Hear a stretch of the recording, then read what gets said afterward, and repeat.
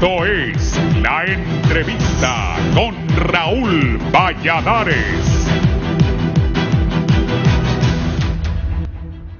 El lenguaje que envía la Comisión de Transición de Xiomara Castro, presidenta electa al mundo privado como a la comunidad financiera internacional, genera un ambiente positivo para el país, reconocen empresarios y directivos del Colegio Hondureño de Economistas, a pesar del alto endeudamiento externo que deja la actual administración. Sin embargo, la gestión entrante recibirá una deuda pública cercana al 60% del Producto Interno Bruto. Subempleo y el déficit financiero de la Empresa Nacional de Energía Eléctrica son, según expertos, los principales retos económicos a partir del 27 de enero del 2022. Héctor Zelaya, responsable de la Comisión de Transición del Gobierno electo, afirmó el respeto a la seguridad jurídica y cero impuestos a fin de garantizar y generación de empleos en el país. Luego de un encuentro con representantes de empresas multinacionales, haremos un gobierno de austeridad, consecuente con la realidad del país. Para ello vamos a traer una comisión internacional para generar más confianza. Nos hemos reunido con personeros del gobierno de Estados Unidos, con todos los organismos financieros. Necesitamos bajar los costos de la deuda para tener más inversión, manifestó el presidente de la Comisión de Transición del Gobierno electo. Lo más importante de todo esto es que otros organismos de crédito internacional han manifestado su intención de ampliar su apoyo al país, señala Hermis Cárdenas, presidente del Colegio Hondureño de Economistas. La participación del 67% de los hondureños habilitados para las urnas despejó un panorama en el que tanto el Banco Centroamericano de Integración Económica, el Banco Interamericano de Desarrollo y otros entes crediticios internacionales manifestaran su intención de aumentar su apoyo a Honduras. Pese a esto, los niveles actuales de recuperación siguen siendo bajos, en particular en rubros fundamentales que crean nuevas fuentes de empleo, señala José Castañeda, director del sector micro, pequeña y mediana empresa. A diferencia de la contratación económica de diciembre pasado, este 2021 se espera un circulante superior a los 3.000 millones de lempiras por el pago de aguinaldos en el sector público como en el privado, que junto a la apertura de los viajes internacionales generan una importante dinámica en un periodo cercano a la Navidad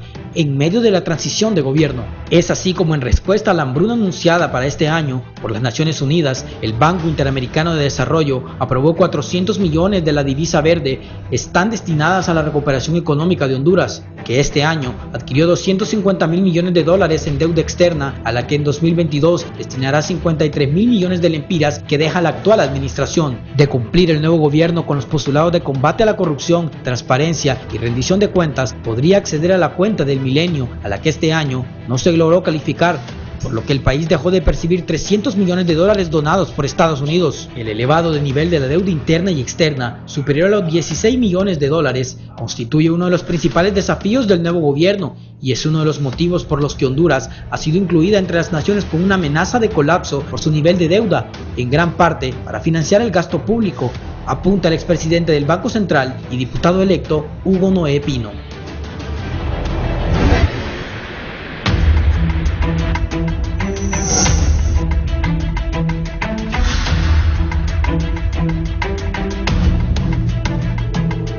Buenos días, gracias por estar con nosotros en la entrevista de Canal 11 y Radiovisión Honduras. Si me pones la portada de la tribuna, Eddie, por favor. La tribuna titula hoy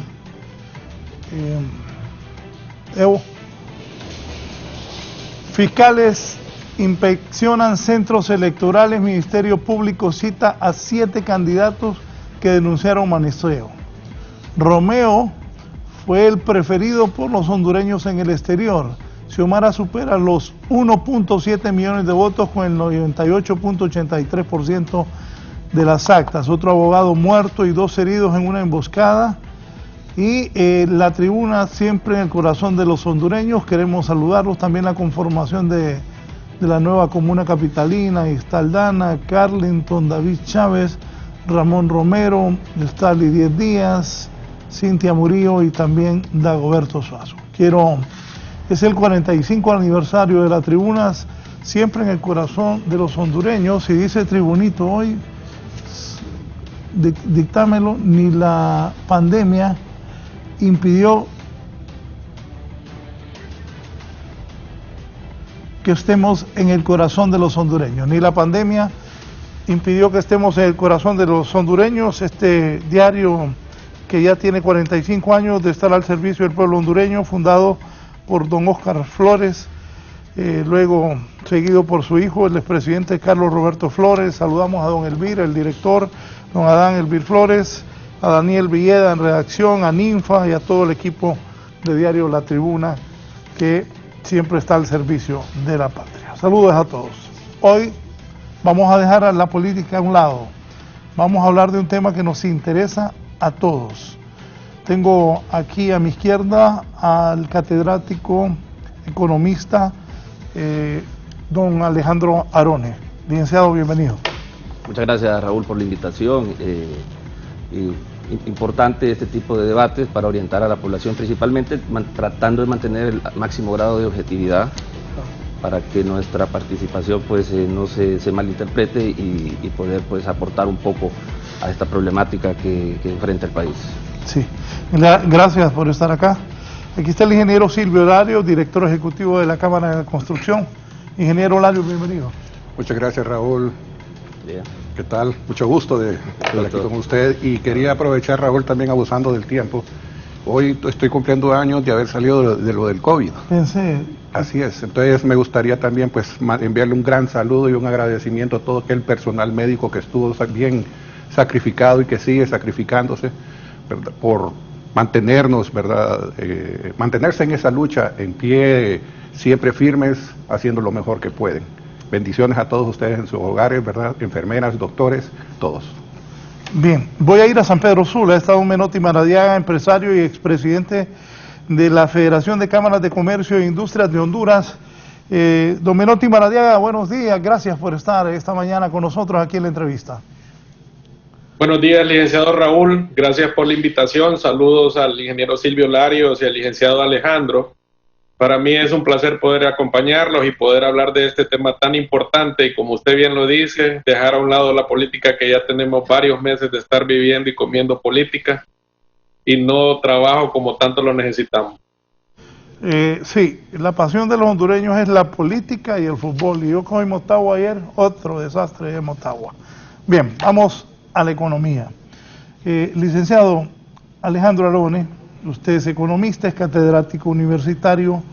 ¿Cuál es la visión actual de la economía del país que tiene usted? ¿Qué le puede decir a la población que nos sigue por la televisión y la radio, las redes sociales? ¿Cómo estamos a pocos días, de que asuma un nuevo gobierno? Mire, estamos en medio de una paradoja, una dualidad, unos indicadores macroeconómicos muy buenos, que cualquier inversionista en el exterior diría, me voy a Honduras a invertir, porque hay una ¿Estamos? en una dualidad, una paradoja. Tenemos una macroeconomía buena en números, pero tenemos una pobreza extrema que ha empeorado en los últimos 8 o 12 años.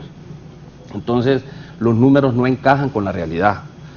Este gobierno va a enfrentar el reto, como ya lo decían, y uno de los principales retos es, y el principal diría yo, es la pobreza. El endeudamiento y el reperfilamiento de la deuda pasa para poder generar recursos adicionales, para poder atender y poder tener más recursos para gasto social. Como le digo, ha habido un total abandono de ciertos, en lo que se refiere al apoyo a sectores productivos, especialmente el sector agrícola. Pérdida el fortalecimiento institucional no existió en lo absoluto en el caso de la SAC. La Banadesa prácticamente lo liquidaron, lo destruyeron, lo hicieron desaparecer como un intermediario financiero muy importante para poder ¿Fue un error desaparecer Banadesa? Pues mire, en realidad... ojo, todavía está boqueando, ¿no? Sí, no le han dado el golpe final. Mire, en realidad fue intencional, esto es premeditado y bajo un esquema totalmente alejado de la realidad, cuando Banadesa jugaba un papel muy importante en el financiamiento a los pequeños productores. Quisieron sustituirlo a través de Banprovi, y sabemos que la cartera de Banprovi todavía sigue siendo, tiene un 80% de sus recursos dirigidos a lo que es vivienda, y el 20% al agro. Entonces todos esos programas que implementó Banprovi para apoyo al agro sí han sido exitosos, pero no es suficiente. Por lo tanto, habría que reconsiderar, ver cómo se puede rescatar Banadesa. Se necesita una banca de desarrollo. No podemos olvidar y dejar a un lado la banca de desarrollo y ser sustituida por banca de primer piso. Entonces el esquema, la realidad económica de Honduras es muy dura. Si vemos esos índices de pobreza, vemos que llegó hasta el 74%, y lo más irónico es que cuando se publica la cifra del INE en ese porcentaje, a las 5 horas lo bajaron a 63%, entonces ahí tenemos un problema de revelación de datos, de maquillaje de cifras, tratando de ocultar una realidad. El sol no se puede tapar con un dedo. Entonces, ¿maquillaron cifras? Obviamente, tiene que haber, desde el momento que usted cambia los datos en 5 horas, tiene que haber, no refleja la realidad. Entonces, las mediciones de la pobreza, hay diferentes metodologías. El Instituto de Investigaciones Económicas de la Universidad ha hecho mediciones y ese nivel sobrepasa el 70% y no es el 60% que publicó el gobierno. Entonces, es bien difícil el tema de la MIPYME, igual, se dejó a un lado. Y si se quiere generar empleo en el corto plazo, al sector que usted tiene que apoyar es a la MIPYME y al sector agrícola. Sí, ya vamos a andar sobre eso. ¿Cuál es la visión, Silvio, de la economía del país para ustedes, la construcción, el desarrollo? ¿Qué viene? ¿Qué se cumplió, qué no y qué viene? Ok. Podemos decirte que sí, en los últimos años hubo un buen apoyo a lo que es el tema de vivienda, ¿verdad? O sea, se aprobó la ley de vivienda, se impulsaron programas interesantes a través de Banprovi, etcétera. Pues creo que la población misma puede dar fe al respecto de los que lograron, no solamente gente de la clase más empobrecida, sino que también de la clase media, las cuales pudieron tener acceso, ¿verdad?, a estas unidades. Pero ya en este último año obviamente los fondos escasearon, habían prioridades después de lo que fue la atención de la emergencia ETA e IOTA, bien o mal como la hayan atendido. De igual manera afectó lo que es el desarrollo de proyectos de vivienda. No se pudo desarrollar bien en el año 2021, mas sin embargo salimos adelante. Podemos ver de que hubo bastante inversión dentro de lo que es la parte de infraestructura vial y obras complementarias. Estuvimos nosotros bastantes años solicitando, ¿verdad?, ese apoyo por parte de nuestras autoridades, hasta que al final pues hubo mejores decisiones se fueron tomando, una mejor política, y que pues a la fecha podemos ver de que se empezaron a desarrollar una gran cantidad de eso. Nosotros lo hacemos o lo registramos en base a la base de datos que tenemos en la Cámara Hondureña de la Construcción. Podemos decir de que sí hubo empleo dentro de lo que es la industria de la construcción. Pudieron siempre pues mejorarse bastantes temas, mas sin embargo hubo desarrollo. Esto se está viendo, digamos, se va a ver impactado en los diferentes sectores. Siempre nosotros solicitamos, ¿verdad?, que la toma de decisiones a la hora de seleccionar el tipo de proyectos que se va a desarrollar en base a planificación, que sea de alto impacto, o sea que no va a ser algo aislado. Puente, cuneta, lo que sea que se vaya a hacer, que vaya a tener algo adicional para los diferentes sectores, como en el caso, pues, las decisiones que se tomaron para poder desarrollar o mejorar las obras de viales para acceso a las fincas de café.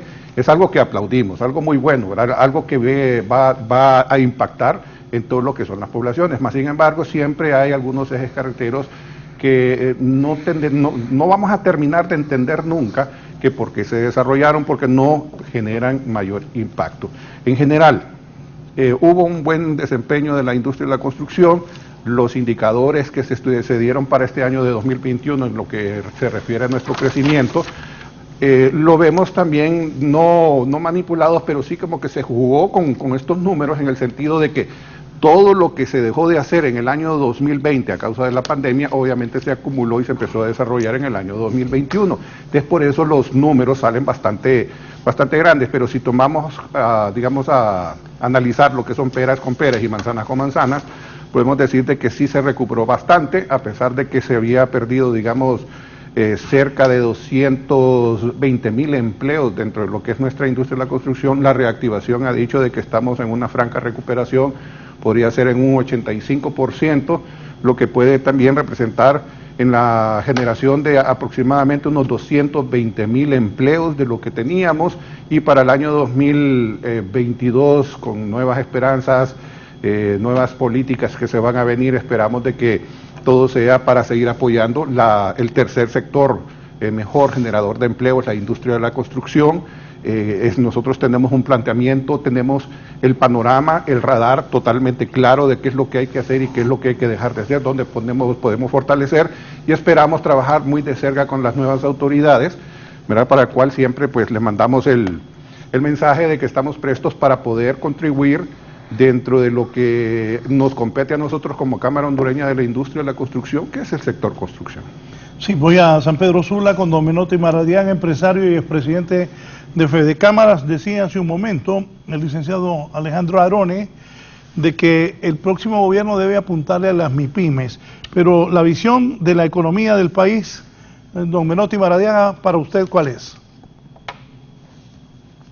Comparto de que hay que apostarle a las MIPYMES. Acordémonos que de la pandemia se han perdido más de 300,000 empleos en la parte de MIPYME a nivel nacional, y con los eventos de Tayota, el corazón de Honduras, el sector del Valle de Sula también perdió muchas empresas y muchos empleos, principalmente generados por las MIPYMES. Debemos de buscar la manera y trabajar unidos con la nueva presidenta y el nuevo gobierno, de la manera que se puedan cumplir las leyes en favor de las MIPYMES.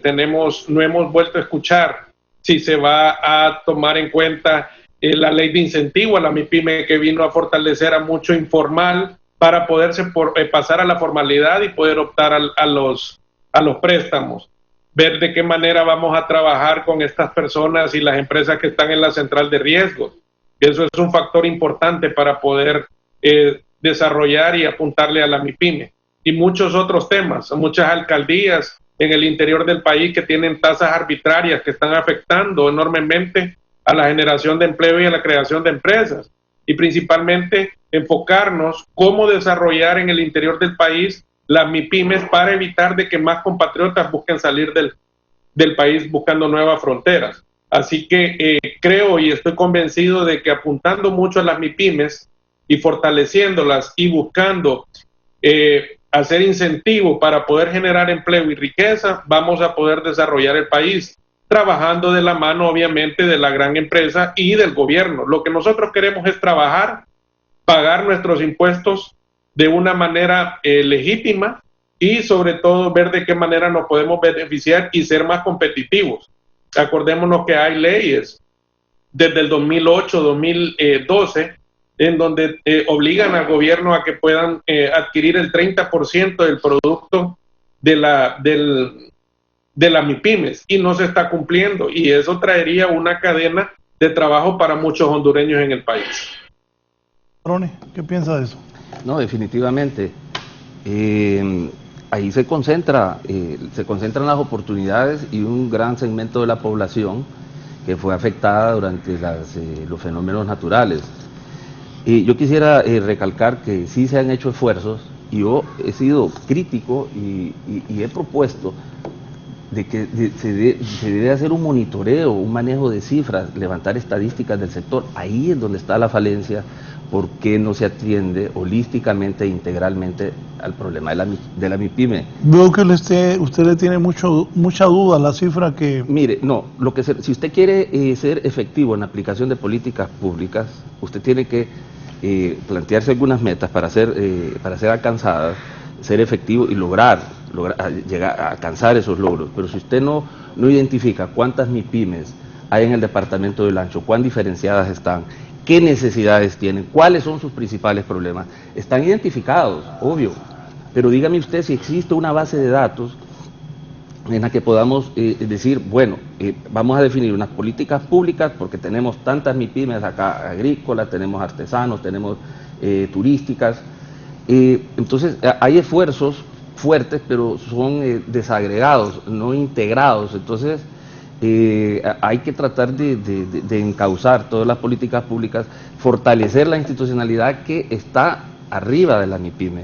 Yo creo que se han hecho esfuerzos, pero no es suficiente. Y considerando que si la generación de empleo para evitar ese flujo migratorio es una prioridad, entonces la MIPYME es el sector que hay que apoyar, sí, definitivamente. Ingeniero Lario, usted habló hace poco de los ejes carreteros, que unos funcionan y otros no lo vi convencido. Se habla del corredor seco, que estamos conectados los puertos y que esto favorece al comercio de Centroamérica. ¿Qué estuvo bien y qué estuvo mal de esto? Bueno, solamente me gustaría agregar con esto lo de las MIPYMES antes de entrar en este tema, verdad que es algo muy interesante. El sector, y lo que me mencionó Menotti, del sector informal, la industria de la construcción, el 60% de todo lo que es el grueso que se hace es prácticamente el sector informal. Y creo que está bien en lo correcto de buscar mejorar las políticas. Creemos nosotros aquí también, bueno, ya es un criterio propio, que dentro de lo que es los gobiernos locales, la descentralización y cambios de políticas podríamos buscar mejorar. O sea, estoy convencido que se va a mejorar el trato de lo que son las MIPYMES. Es algo a lo cual hay que apostarle por parte del nuevo gobierno. Ahora, cuando estamos hablando de las obras de infraestructura, hay que pensar, digamos, en todo lo que es la visión general. Hace poco, pues, vamos a mencionar de lo que se ha estado hablando de la construcción del puente hacia Mapala. El puente, por sí solo, no va a venir a hacer nada. O sea, qué bonito, vamos a ir a pasear, más bien va a generar una gran cantidad de problemas a Mapala si no se ve la visión general. ¿Por qué generaría problemas ese puente? Bueno, si tú no estás, digamos, si Amapala no está lista para todo lo que va a ser el turismo, o sea, todo lo que es los servicios básicos, lo que es el agua, lo que es la atención, lo que es el tema de las tierras, entonces se va a generar una situación bastante problemática. Y le digo algo, le he preguntado a algunos que van a Mapala y ahí no hay nada, me dicen. No hay nada. Entonces vas a hacer aquel gasto, no vas a preparar a la gente. O sea, es la generación de todo ese montón de proyectos a través de MIPYMES que ahí se podría utilizar para lo que es la parte de turismo, lo que es la parte de servicios y demás, otro tipo de temas interesantes. Son oportunidades que se dan, pero si no las trabajas desde ahorita de manera paralela con lo que se quiere desarrollar ahí, entonces más bien vamos a generar una situación. Van a ser oportunidades para aquellas, valga la redundancia, para los oportunistas, que van a ver aquel montón de terrenos y van a buscar invadir. Son cosas o escenarios que podrían suceder.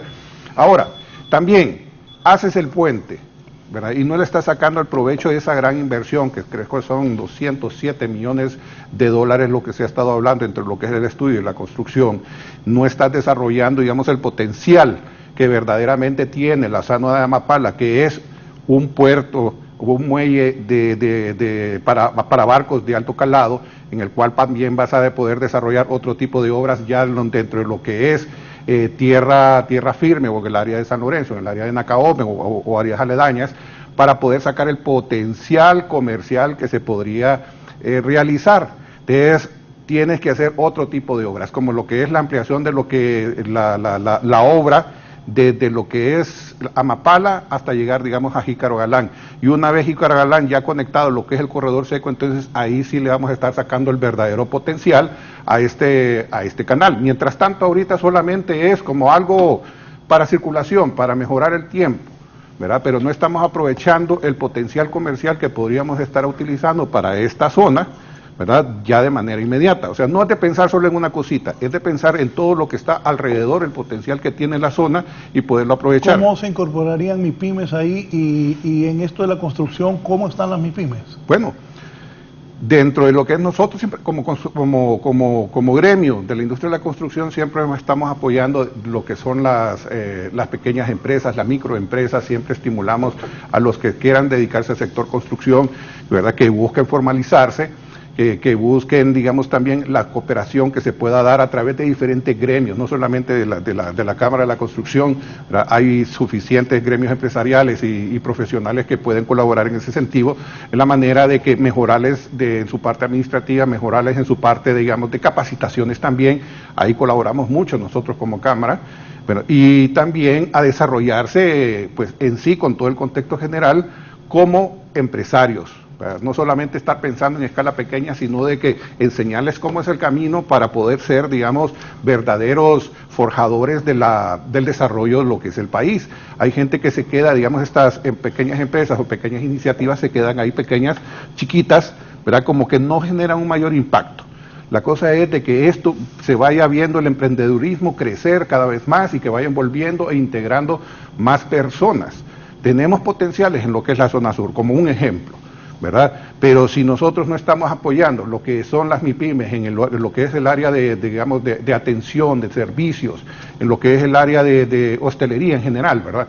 Lo que es el área de producción, alimentación, o sea, de dónde se van a surtir todos estos nuevos restaurantes, todos estos hoteles. Ahí estamos hablando también, digamos, las MIPYMES que puede haber en el área pesquera. Bueno, es innumerable. Creo que aquí también Menotti puede ayudar bastante en eso con todas sus aportaciones, porque ya hemos trabajado en este tipo de ideas, en este tipo de temas, de cómo integrar el sector construcción con el resto de lo que es el sector productivo del país. Una cosa sola no va a poder desenvolverse bien. Aquí es de integrar todo. Y volvemos al tema de la carretera. La carretera por sí sola no se va a poder aprovechar. Si desarrolla las MIPYMES alrededor de lo que tenemos en la carretera, digamos en el desarrollo del área agropecuaria, ya vamos dándole un valor agregado a lo que es esta inversión que se realizó.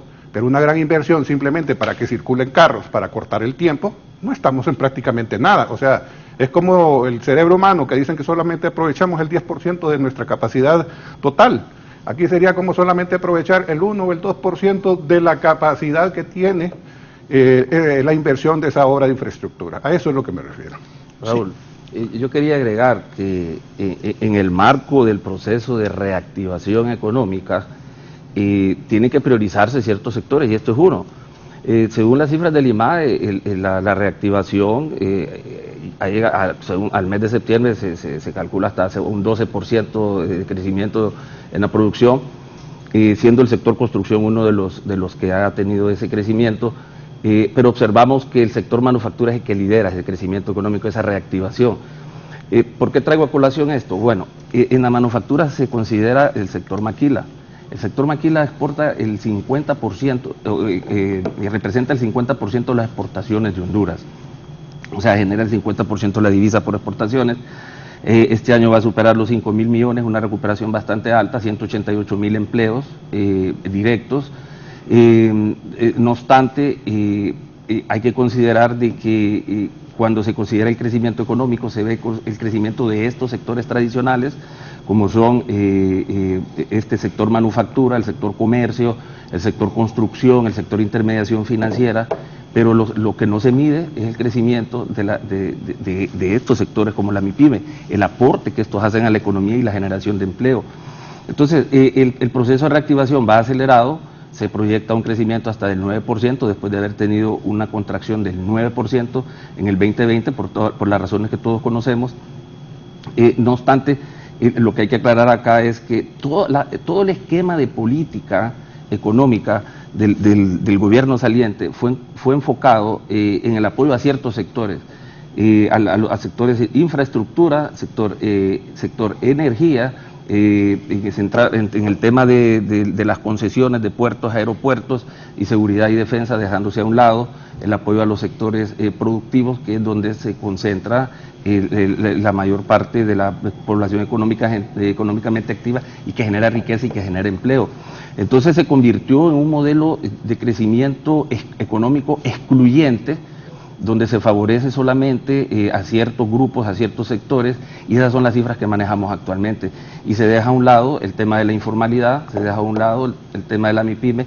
No podemos negar que a través de Semprende se hicieron grandes, a través del crédito de Banprovi y todas esas iniciativas de Semprende, hubo un cierto grado de efectividad. Pero si vamos con el nuevo gobierno, con la nueva visión, y con un gabinete económico de lujo, y Raúl, no ha habido gabinete económico en 8 años en Honduras, no ha habido un tan solo economista en gabinete económico en 8 años, con un gabinete económico de lujo, con el expertise de Hugo Noé Pino, Rebeca Santos, Francisco Sierra y las personas y los técnicos que lo rodean.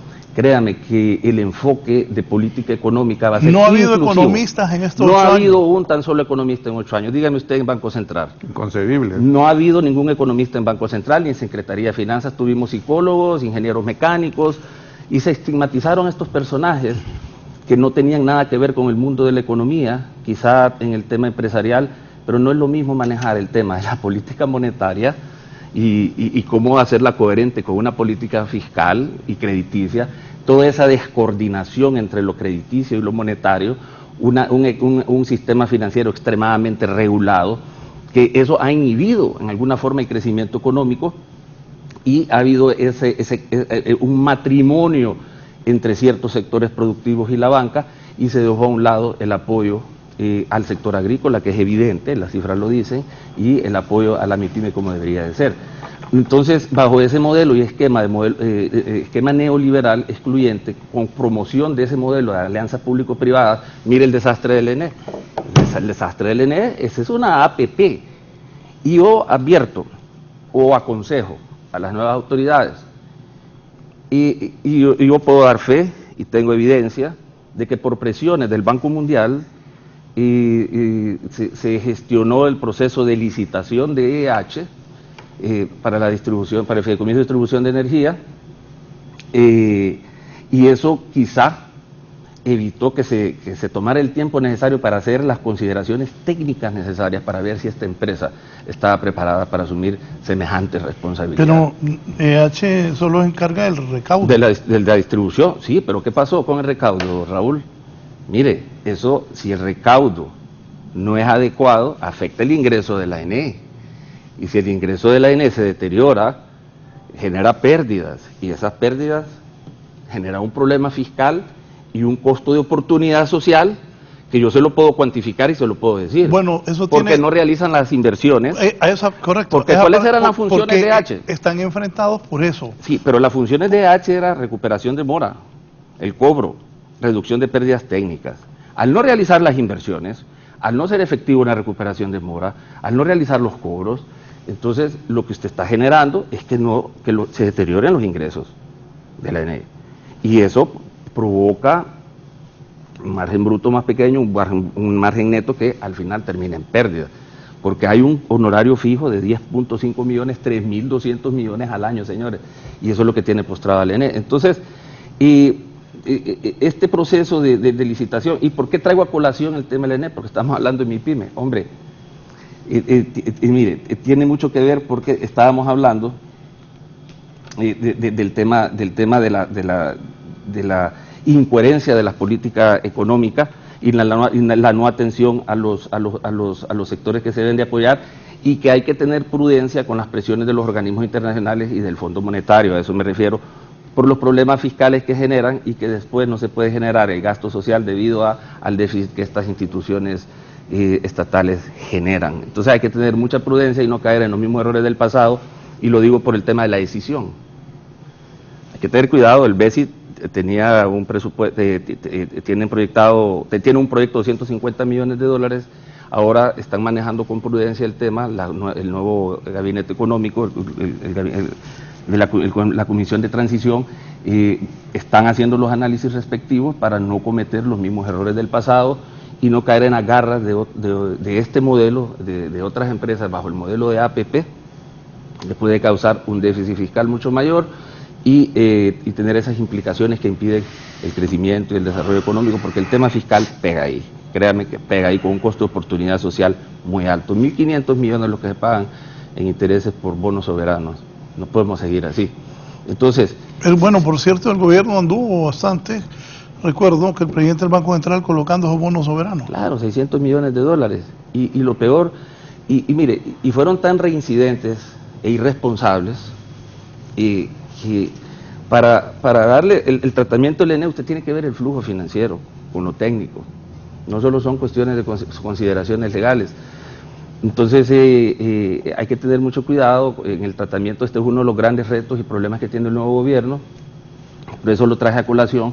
No solamente es el problema de la generación de empleo, sino que una política económica coherente con la realidad, una política económica que el centro de esa política económica sea el hondureño, y ya que el costo social histórico que ha tenido la mala administración, la mala aplicación de estas políticas excluyentes, lo que ha conducido es a la elevación de la pobreza, se ha incrementado, como decíamos, 74%. Entonces las alternativas son estas: sector construcción, sector MIPYME, sector agrícola, fortalecimiento institucional y revisar todo ese modelo de asociaciones público-privadas, y la coherencia entre las políticas monetarias, fiscales y crediticias con las personas, los economistas correctos en cada una de estas instituciones, gente con el expertise, para que sepan tomar sabias decisiones y el presidente pueda cumplir, no solamente es cumplir promesas, es un compromiso con el pueblo, atender a todos esos segmentos excluidos tradicionalmente. Don Menotti Maradiaga, comentarios.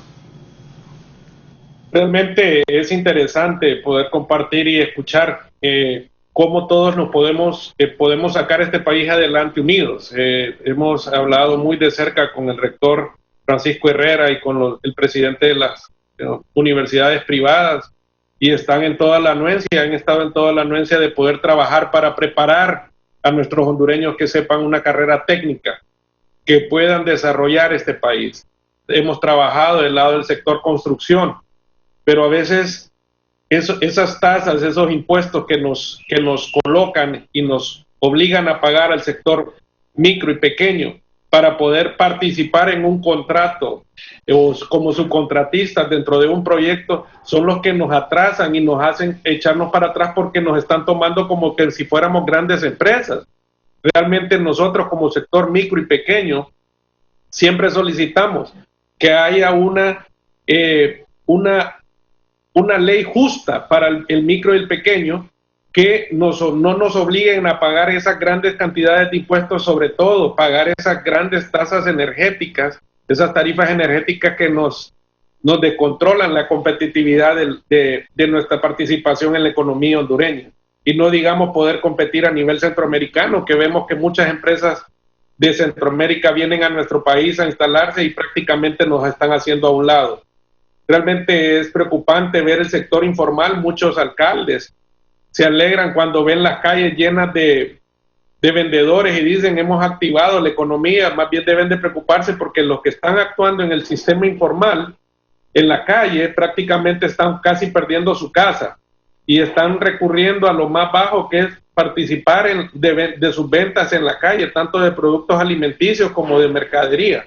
Creo que debemos de ser más justos, tener el rostro humano y ver de que nosotros les debemos de dar oportunidad a todos esos emprendedores que quieran generar su negocio, de que lo puedan hacer de una manera decente. Estoy convencido de que trabajando y que con la idea de que este nuevo gobierno va a tener personas como el ingeniero Pedro Vaquero, que fue presidente de una Cámara de Comercio, conoce los problemas reales de las MIPYMES, trabajar al lado de las cámaras de comercio en cada uno de los municipios y ciudades del país para poder desarrollar a estos sectores. Realmente no podemos dejar a un lado lo que es la generación de empleo, que se genera la mayor cantidad de empleo a través de la MIPYME a nivel nacional, y sobre todo enfocarnos en el sistema económico que venga a ser justo para todo ese sector emprendedor e informal que tenemos en el país. Se perdieron muchas empresas y se pasaron al sector informal. Se perdieron más de 50,000 empresas que ya estaban formalizadas en la SAR, y nosotros debemos de recuperarlas, porque así ellos van a poder optar a préstamos y no estar pagando a prestamistas que prácticamente les vienen a quitar todas sus ganancias y a endeudarlos cada día más para poder sobrevivir. Sí, aquí yo decía con eso de pagar a prestamistas, hay gente que paga a prestamistas grandes y hay otros que en el mercado, no quiero especular, pero alguien me ha dicho que hasta hay gente en los mercados de otros países que prestan dinero a la gente que anda vendiendo día a día. Y mire, Raúl, se ha dado un fenómeno a raíz de todo lo que sucedió el año pasado con los huracanes, con la pandemia, es que muchos formales se convirtieron en informales. Y hay informales que se están convirtiendo en formales, y hay nuevos emprendedores. Entonces, como parte de la política fiscal y en materia tributaria, formalizar al informal trae ventajas no solamente para esas personas emprendedoras, sino también para el Estado por el pago de los impuestos. Como asumimos de que no va a haber una reforma tributaria ni incremento de impuestos porque las condiciones económicas no lo permiten. Bueno, una de las promesas, y a eso voy, una de las promesas es no va a haber más impuestos.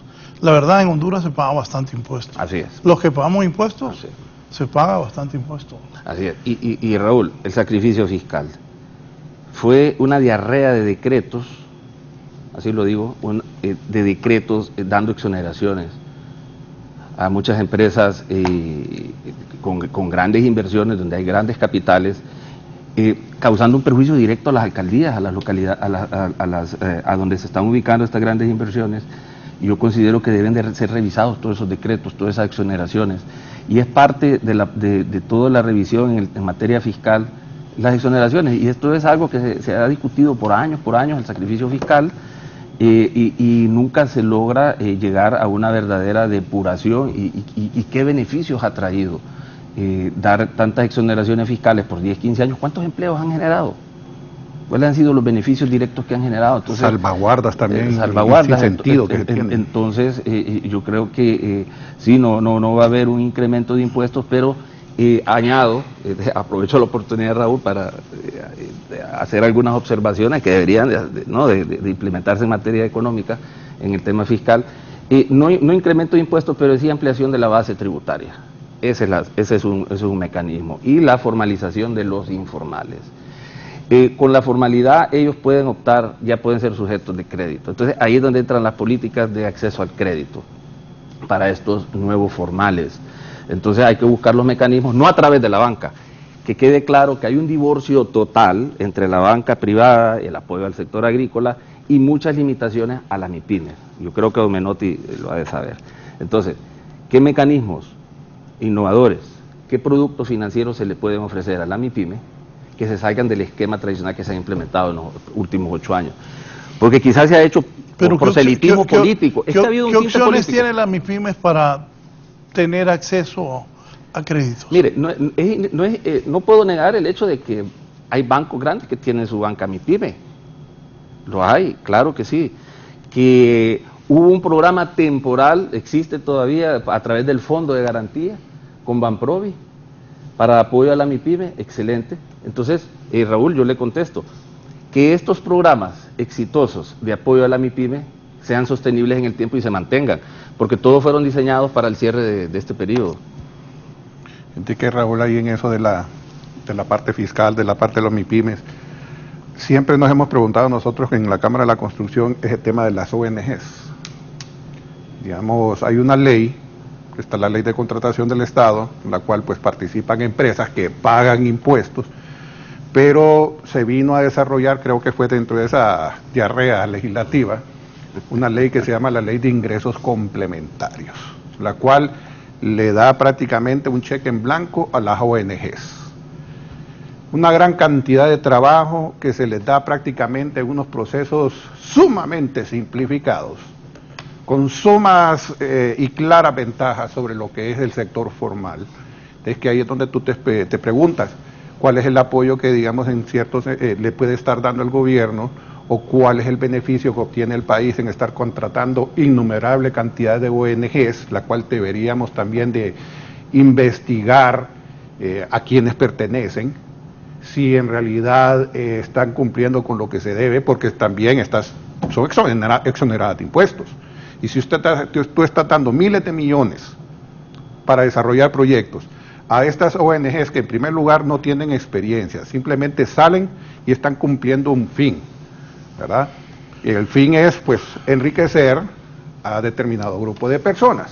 Ahí pues se ha hablado de que hay una gran cantidad de funcionarios, no vamos a hablar de colores, pero hay funcionarios públicos y la parentela de todos estos funcionarios que tienen o están escondidos dentro de lo que son estas ONGs. ¿A dónde voy? Todo este trabajo que se está desarrollando por las ONGs no están pagando impuestos. Estamos hablando de recaudar más impuestos. Entonces, hagamos las reglas más claras o más justas para todo mundo. Lo que vemos nosotros con esta ley es prácticamente como algo para obviar lo que es la ley de contratación del Estado, ¿verdad? Y es algo que creo que amerita que se revise, porque la balanza no está favoreciendo a lo que es el bien común en general, ¿verdad? Entonces, son cosas muy importantes que hay que revisar, es algo de si queremos impulsar, si queremos ayudar a lo que son las MIPYMES y que hagan que paguen impuestos, pero hagamos una cosa también, ¿verdad? De que seamos justos con todo el mundo, porque sí hay ONGs que sí trabajan de manera correcta, ya las conocemos cuáles son, mas sin embargo han salido una gran cantidad de ONGs que creo que de igual manera podría llamársele como una diarrea de creación de ONGs, ¿verdad? La cual no está colaborando con lo que es el país. Las salvaguardas también.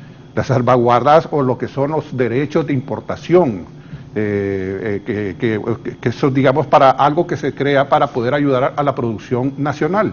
Estas cosas, estos mecanismos o procedimientos se desarrollan para apoyar temporalmente la producción nacional. No es algo que va a ser indefinido, sino que tú le tienes que poner inicio y fin, 5 años o 10 años. Pero pasan los 5 años, pasan los 10 años y siguen con aquellas grandes salvaguardas cuando el impacto de estas solo beneficia a un grupo muy reducido de personas en perjuicio de toda la población en general. Entonces igual hay que hacer una revisión total de todo este asunto. Antes de pasar a Menotti, me escribe mi hija Alba y me dice a mi pregunta, ¿dónde tienen acceso las MIPYMES para tener créditos? Me dice, está Confianza S.A., pleca FGR, Fondo FOMIPYME. Entonces, para que la gente entienda, le pregunto, ¿qué es eso? Otorgan garantías que ayudan a que les den acceso al crédito a MIPYMES. Es una institución, es una sociedad de garantía recíproca, que se compromete que en caso de no pagar el préstamo al cliente, el 50% se paga de ese fondo en administración, esa institución. El problema es que la tasa de crédito es elevada, porque ese tipo de personas no tienen buen récord crediticio o récord crediticio en sí. Es que ese es el que yo le decía, Raúl. Banprovi triangula con la garantía recíproca. Banprovi triangula con la garantía recíproca en apoyo a la MIPYME. Si no recuerdo, son 2.400 millones de lempiras los que se destinaron en este producto financiero innovador. Y mire, hablando de modelos innovadores, el modelo de Confianza, que no es una institución que da crédito, sino que ofrece garantías líquidas, o sea que el demandante de crédito se aboca a un intermediario financiero y puede conseguir el aval, el apoyo de la garantía a través de Confianza, y el acceso al crédito, la posibilidad de obtener un crédito es mucho mayor. Y este modelo tiene 5 años en Honduras, ha sido exitoso, y le puedo decir que han venido de muchos países, estoy hablando a nombre de Confianza, no estoy haciendo publicidad, pero estoy hablando del modelo, han venido de muchos países, inclusive de Ecuador hace poco una misión, a conocer las buenas prácticas del Fondo de Garantía Recíproca, porque aquí en Honduras no se les dio el apoyo. Mire, el gobierno podía perfectamente capitalizar Confianza. El apoyo que ha tenido a la MIPYME y la cantidad de créditos que cuentan por cientos de miles de créditos que han sido apoyados a través del Fondo de Garantía ha sido exitoso, es innegable, y no ha habido apoyo de parte del gobierno. Entonces, las nuevas autoridades deberán de considerar apoyar este tipo de instituciones y seguir triangulando con Banprovi para generar estos productos financieros innovadores y que la MIPYME pueda tener acceso. Ya existe, es una realidad. Entonces hay que, como hablamos de Banadesa, bueno, capitalicemos, revivamos Banadesa y apoyemos al Fondo de Garantía. No está cerrado Banadesa, aclaremos eso. No, todavía lo están. Apareció ahí un programa no sé, hace poco apareció un programa de financiamiento a través de Banadesa, eso fue lo que me asombró. Pero bien, entonces hay buenas expectativas. O sea, aquí me dice Alba, mi hija es licenciada en Banca y Finanzas, Confianza, me manda lo que usted dice de Confianza y tiene el logo ahí. Voy a mandártelo, Edith, para que lo colgamos. De repente mucha gente no sabe estas cosas. No lo conocen, porque Confianza, como le digo, como modelo de apoyo al crédito, facilitación al crédito, no de acceso porque ellos no prestan, se ha dejado en segundo plano y se le dio prioridad a programas de gobierno, crédito solidario, se emprende, créditos a emprendedores, Banprovi, y se dejó en oscuridad. Pero sin embargo, su papel ha sido protagónico y usted debería de invitarlos acá un día, Raúl, para que yo no puedo estar hablando en nombre de estas instituciones, pero decide el modelo y le digo que ha sido exitoso. Y si se capitalizara, créame que la cobertura, y a Menotti y Maradiaga se lo digo, la cobertura, las oportunidades de acceso al crédito se potencian, se multiplican en una forma exponencial. Dicen que Confianza administra fondos para créditos de pesca, vivienda, agro, café y educación. Ahí está es correcto. Nosotros apoyamos a Confianza. Óigame, pero mucha gente, tampoco le estoy haciendo publicidad, pero mucha gente ni sabe de esto. No lo conocen. Por eso lo pongo y es que me lo envió mi hija. No lo conocen y Confianza trabaja con la banca privada. Confianza y lo interesante, lo nuevo, Raúl, Confianza está trabajando con las cooperativas. Sí. Entonces, usted hacía la pregunta, ¿y cuáles son las opciones de mi pyme? Mire, yo he levantado una bandera de hace años, yo le he denominado la red no tradicional de crédito. La red no tradicional de crédito son todos aquellos intermediarios que no son distintos a los bancos, que ponen tantas restricciones, aún con fondo de garantía, oiga, que ponen tantas restricciones. ¿Quién es esa? ¿Cuál es esa red no tradicional de crédito que se puede potenciar y apoyar, coordinar, articular para que la MIP, ya hablamos mucho de MIPYME, es MIPE, micro y pequeña, pregúntele a don Menotti, porque hay medianos que ya son casi grandes contribuyentes, entonces no nos engañemos, es micro y pequeña. Y micro y pequeña. es Sí, MIPE, sí. el problema es la MIPE. Deme un minuto, don Menotti. Sí, realmente para nosotros, sí hemos, como cuando fuimos y participamos como presidente de Fede Cámara, firmamos alianzas con Confianza.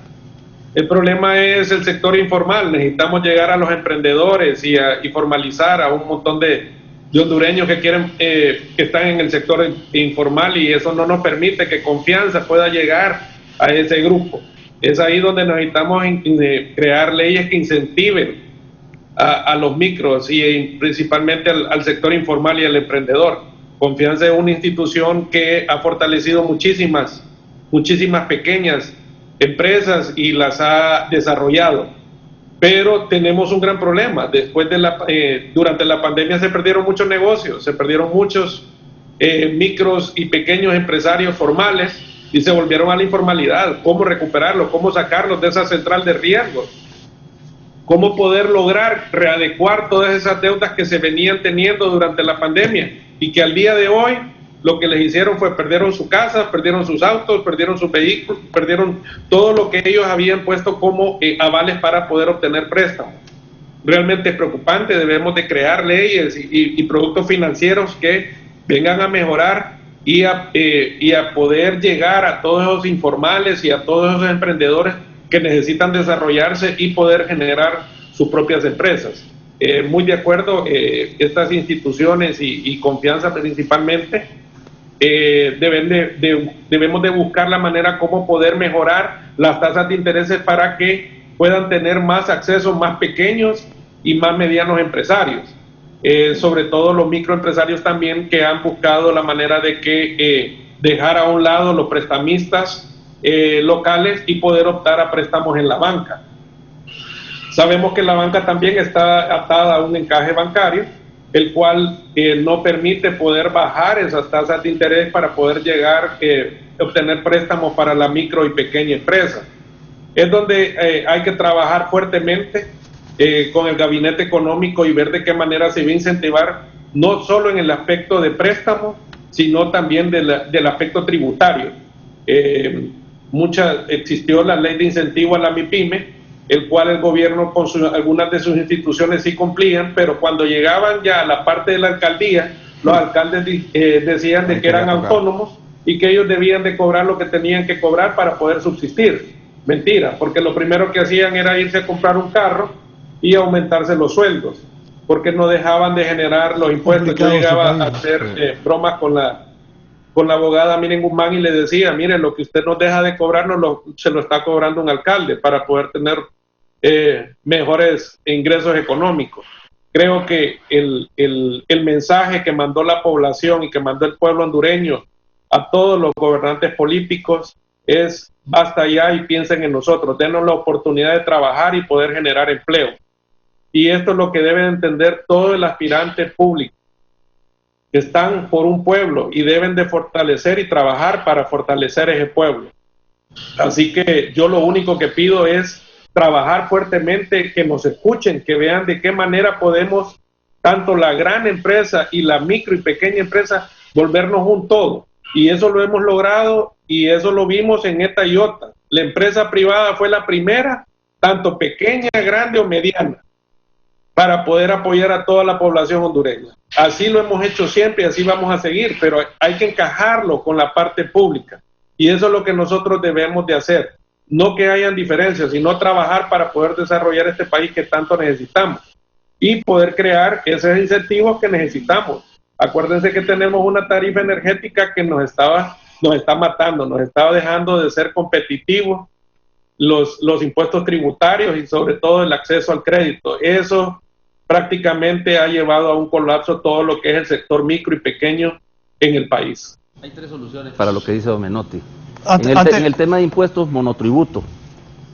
En el tema de impuestos, monotributo. En el tema de acceso al crédito, recurrir y fortalecer la red no tradicional de crédito, esas instituciones intermediarias distintas a los bancos. Por ahí se puede. Y en el tema de la formalización de los informales a convertirlos en formales, eso es una prioridad. ¿Y o sea, debe trabajarse en eso. cómo lograrlo? Porque es lo que buscamos nosotros, que ahí es donde apoye lo que es el gobierno. Claro. En el caso de los gobiernos locales, es. bueno, lo que es la tramitología para los permisos de operación. Bueno, la gente cuando empieza a agarrar, bueno, yo quiero formalizarme, quiero que mi empresita que he manejado así bajo las sombras, quiero sacarla ya a trabajar de manera formal, se van a las alcaldías y se dan cuenta que esa queda gran cantidad chorrera de trámites que hay que realizar, que no hay suficientes ventanillas como también para que si hay una chorrera de trámites, que se les atienda eficientemente, no que un permiso de operación, ¿verdad?, les vaya a tardar meses, cuando esto debería de ser prácticamente, no 100 horas, algunos cuantos días. Es un tema de simplificación administrativa, pero estamos hablando de gobiernos locales. Entonces ahí habría que trabajar Plan con de la arbitrios. MON, plan de arbitrios, habría que trabajar con la MON en eso y ver cómo se pueden simplificar esos procesos. Pero recordemos que la concentración de la actividad de la micro y la pequeña está en los centros urbanos y en las áreas turísticas, en esa zona que se concentra. El costo que tiene para formalizarse, acordémonos de que se paga más en formalizar una empresa que en poder levantar una empresa nueva. Prácticamente hay personas que pagan hasta 20,000, 30,000 lempiras para poder formalizar una empresa. Todo se va en coimas y se va en pago de abogados para poder levantar una empresa, cuando debería ser prácticamente lo más fácil del mundo. Poder obtener un permiso de operación, como bien lo dicen ustedes, tardan meses.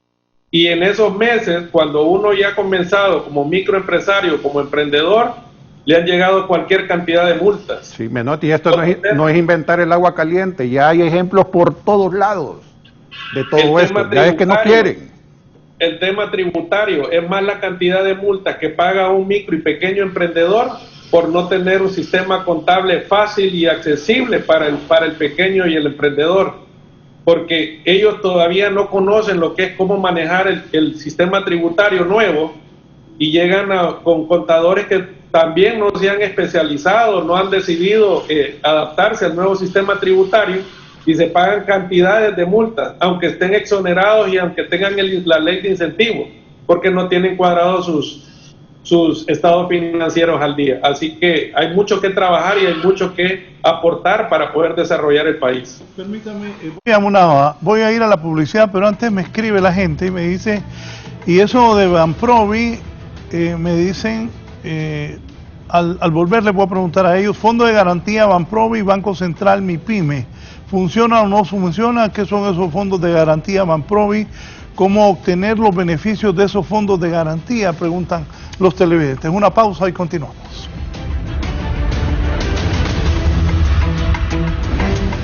Ya volvemos con más de la entrevista con Raúl Valladares. Continuamos con más de la entrevista con Raúl Valladares.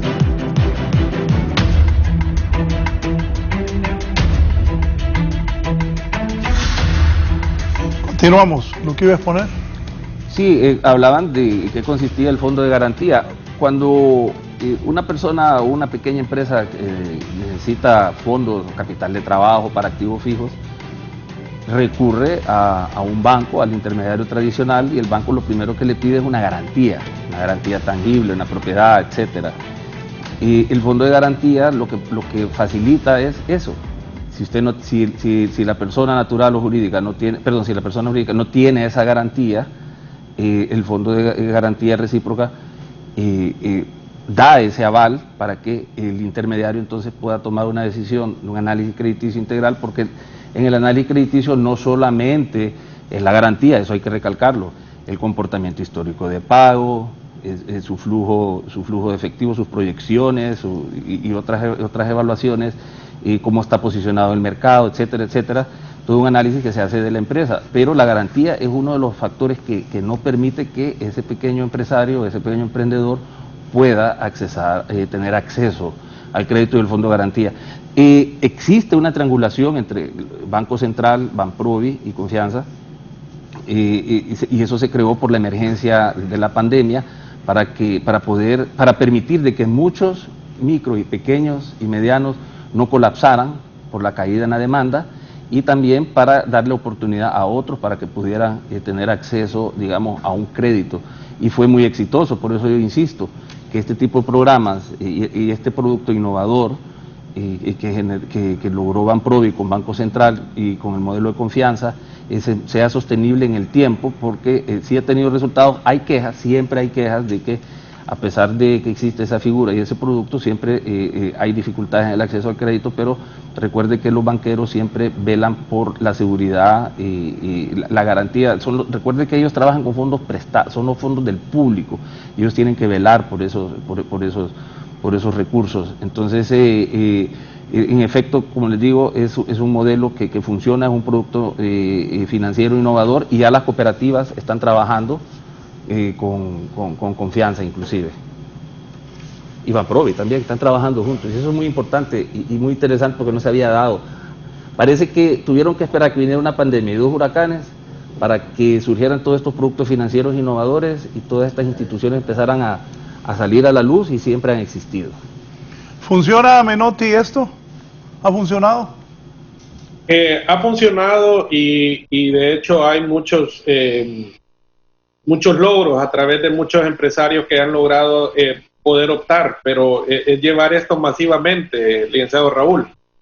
Hay de crear esa certidumbre, es donde yo hago un llamado y pido públicamente y respetuosamente al nuevo gobierno económico de la presidenta electa Xiomara Castro, que empiece a darnos la certidumbre al sector MIPYME, principalmente si se van a seguir con estos proyectos de apoyo a estos programas económicos, y sobre todo si va a seguir Se Emprende, qué va a hacer Se Emprende, qué va a pasar con Banprovi, qué va a pasar con el apoyo que se le estaba dando a los proyectos agrícolas, a todo ese sector informal que se le estaba dando un montón de incentivos.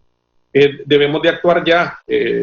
Para enero ya nosotros debemos de estar pensando en una nueva Honduras, y esta nueva Honduras tiene que venir construyéndose desde ya, principalmente en lo que son los incentivos que nos van a dar para todo el sector de la micro y del emprendedor. Se necesita mucho apoyo, necesitamos saber, ir teniendo certidumbre cuál va a ser la nueva tramitología para poder obtener estos nuevos préstamos ya con este nuevo gobierno que se va a instalar. Y sabemos de que ha trabajado mucho estos programas económicos, principalmente con Confianza. Hemos sido partícipes, hemos firmado convenios, pero no se ha logrado masificar todos estos proyectos, y es lo que nosotros debemos de hacerlo a nivel nacional. No solo pensar en las 2 grandes ciudades, tenemos que llegar a cada uno de los rincones, a todo ese pequeño emprendedor agrícola, a toda esa persona que ha abierto un carguacha o que un pequeño zapatero, una costurera. Debemos de masificar, no solo llegar a las empresas que ya están con más de 4 o 5 años de estar trabajando en la parte formal, sino que buscar también a todas esas personas que perdieron sus negocios y que de una u otra manera van a tener que crear otro negocio con otro nombre para poder volver a obtener préstamos. Y el no poder obtener estos programas nos van a complicar la vida. Así que es de ir trabajando, de ir mencionando qué se va a hacer, cómo se va a reactivar y incentivar al sector MIPYME con los diferentes proyectos, tanto tributario, económico, y como les digo, en los gobiernos locales deben de despertar y ver que sus ciudades dejen de ser ciudades fantasmas, deben de generar empleo y sobre todo generar oportunidades para que más empresas puedan ir a abrir centros de trabajo y centros de negocios en sus ciudades y sus municipios. Ingeniero Larios, recuerdo que cuando la pandemia hablábamos de los enormes problemas que tuvo el sector construcción. Después se ha salido adelante ¿Y qué ve para el próximo año? Ok. Igual que a cualquier otro sector productivo del país, bueno, fuimos sumamente afectados, pero fue también, digamos, uno de los que empezó a reactivarse de manera más pronta, porque fuimos implementando los protocolos de bioseguridad a tiempo, y dada también la naturaleza de nuestra industria, que no es, digamos, un trabajo así muy confinado, sino que se realiza más en áreas abiertas. A pesar de eso, igual hubieron limitaciones de acuerdo al número de personas que podían trabajar en determinado proyecto, y esto pues atrasó. Lecciones aprendidas, claro. Parte de lo que es nuestra industria es la implementación de medidas de seguridad en general, en este caso de bioseguridad. Entonces no había problema. Empezamos a reactivarnos, se sigue trabajando. Aquí el problema creo que ha sido, en el año 2021 nos tocó pues año político, se vieron las inversiones públicas, más sin embargo lo que son las inversiones privadas, mucha gente, y tradicionalmente esto sucede así, prefiere esperar hasta que haya más claridad, digamos, después de las elecciones. Bendito Dios de que todo evolucionó bastante bien, en armonía, en paz, un par de conflictos por acá, otro par de conflictos por allá, más sin embargo la gente celebra de que no hubo relajo así en general. Esto avisora un panorama muy bueno para lo que es el año 2022, solo resta de que en este caso pues las nuevas autoridades busquen abrir, que sean incluyentes, que hagan los cambios de esas políticas excluyentes que han estado funcionando. Podría, digamos, decir de que hay varias cosas que se hicieron bien por parte de estos gobiernos de ahorita, de 12 años para atrás, pero hay otro montón de cosas que hay que mejorar. Como industria ya tenemos un planteamiento preparado en base a unos pilares, son creo que aproximadamente 5 pilares los que nosotros tenemos, con lo cual se va a apoyar el empleo masivo en la industria de la construcción. Aquí no solamente es pensar solamente como industria de la construcción, sino que en todos los sectores, porque si el sector, digamos, agrícola está bien, entonces van a generar mayor construcción de bodegas, etcétera, mayor capacidad de construcción de capacidad instalada, el sector industrial de igual manera, y esto viene a cerrar el círculo virtuoso de lo que es el desarrollo integral de la industria de la construcción como parte. ¿Cuál es nuestro rol, digamos, en el caso de la inversión pública? La infraestructura, pero siempre que sea bien planificada. Si nosotros estamos improvisando, como se ha hecho en muchas ocasiones, y más que todo en los gobiernos locales, no vamos a estar prácticamente más que tirándole sal al mar, como lo hemos dicho siempre nosotros.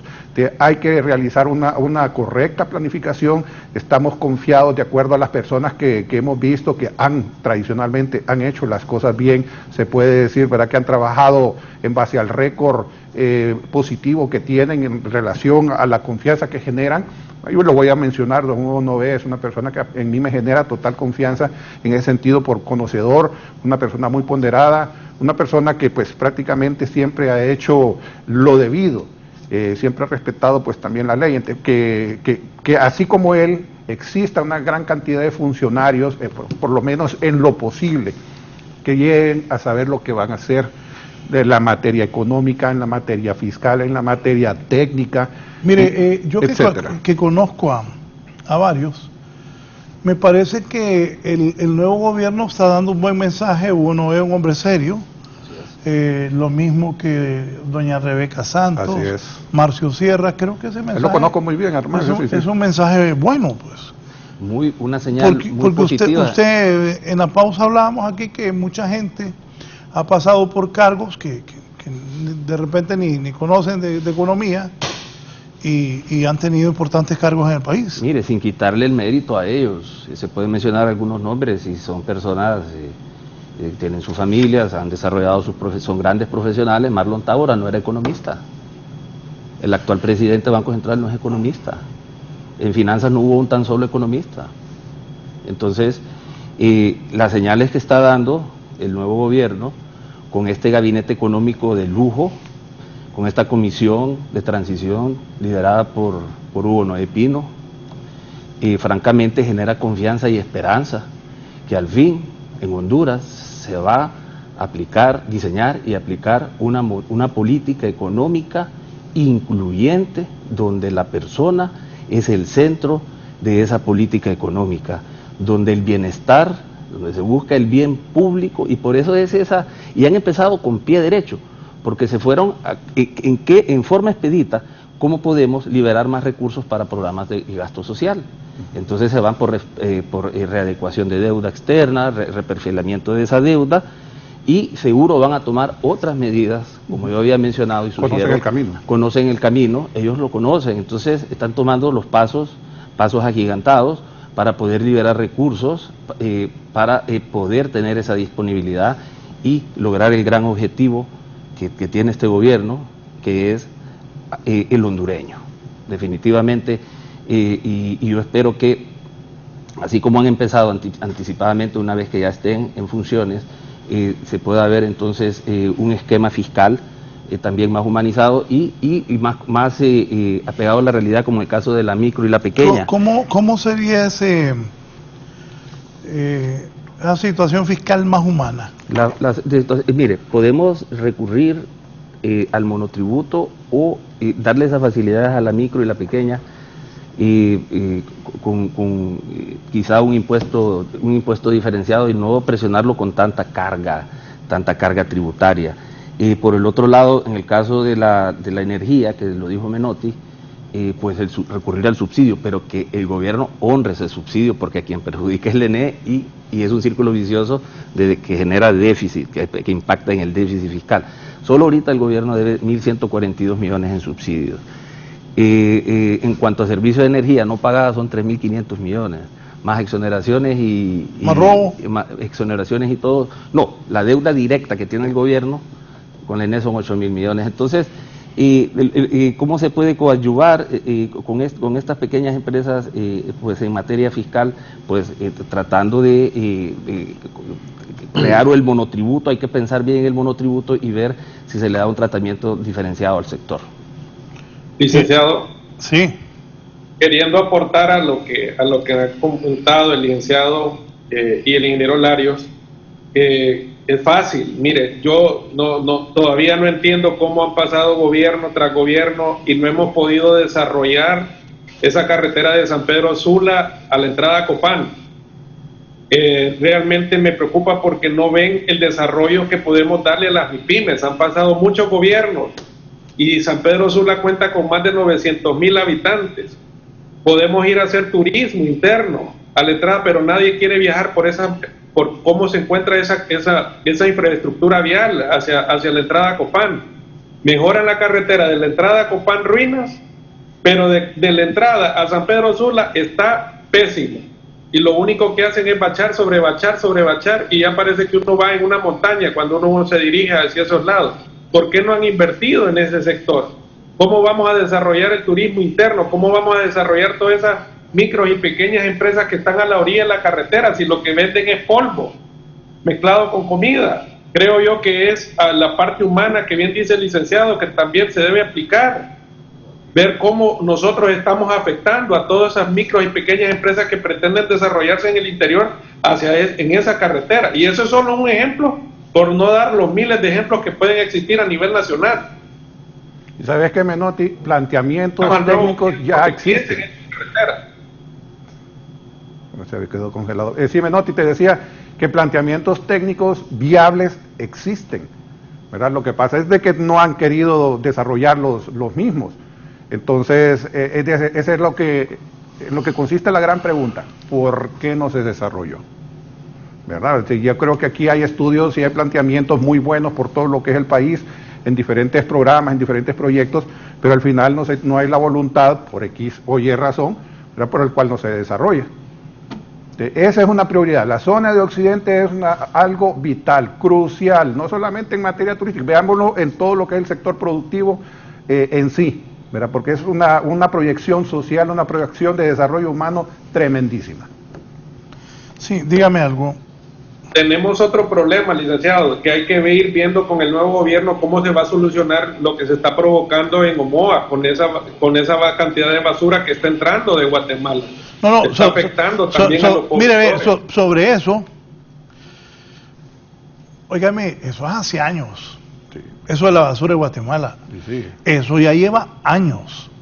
Yo recuerdo hace 4 años más, hice el primer programa sobre eso. Y nada de solución. Eso sigue. ¿Qué se debe hacer? Pues esos son los retos que va a tener el nuevo gobierno, porque está afectando a toda la población en general, tanto en salud como en inversión, como en poder generar más restaurantes que puedan absorber a toda esta ciudadanía sanpedrana que desea también salir los fines de semana y a veces no ven porque las playas que usted ve en Omoa están sucias, y lo que invierten los pequeños hoteles en mantener esas playas limpias es cualquier cantidad de dinero, y eso no permite la competitividad nacional. Sí, porque es que ese es un reto del nuevo gobierno que no pudieron resolver por años. Así es. Otra pregunta.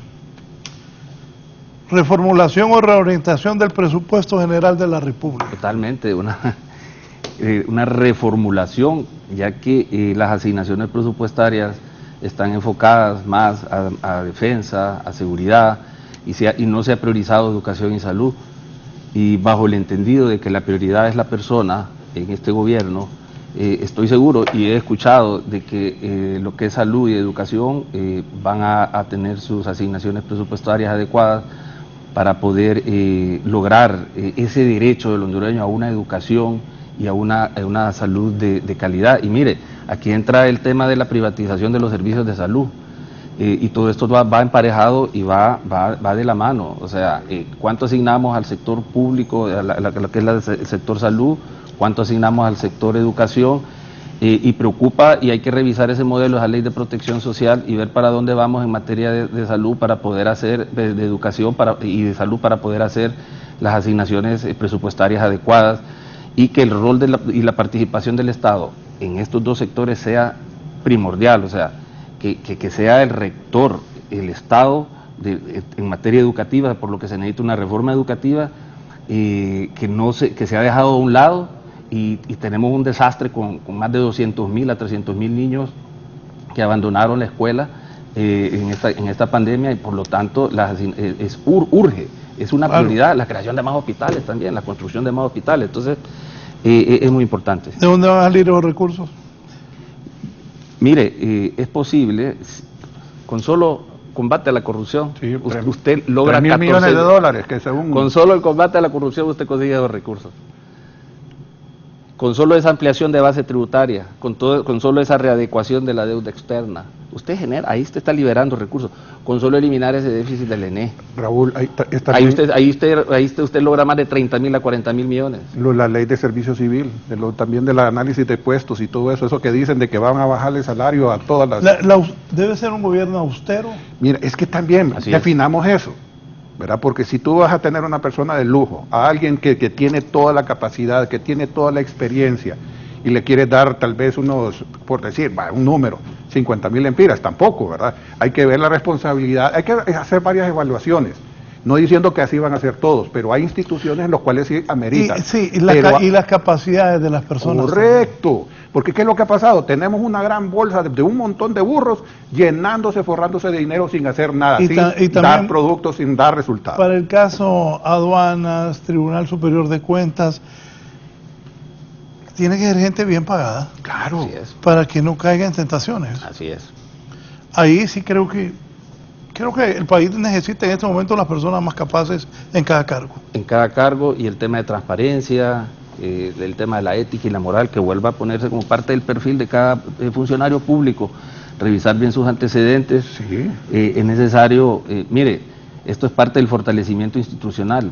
Parece que premeditadamente se buscó debilitar toda la institucionalidad en el gobierno, toda la institucionalidad, y trataron de centralizar toda la actividad y la política y las decisiones de política económica y en otros aspectos en la coordinación general de gobierno. La duplicidad de funciones que se generó, eso restó eficiencia en la utilización de los fondos públicos, y de ahí vienen las malas asignaciones presupuestarias, y ahí es donde lo que aplica su pregunta. ¿En qué se debe reasignar? Las malas asignaciones presupuestarias se dieron porque las personas que estaban tomando las decisiones no eran las conocedoras de la problemática y nunca escucharon a los expertos de cada gremio. Solo un médico que está en salud sabe qué necesidades tiene un centro de salud, qué necesidades tiene un hospital. Solo un maestro de escuela sabe las necesidades de infraestructura física, las necesidades de capacitación.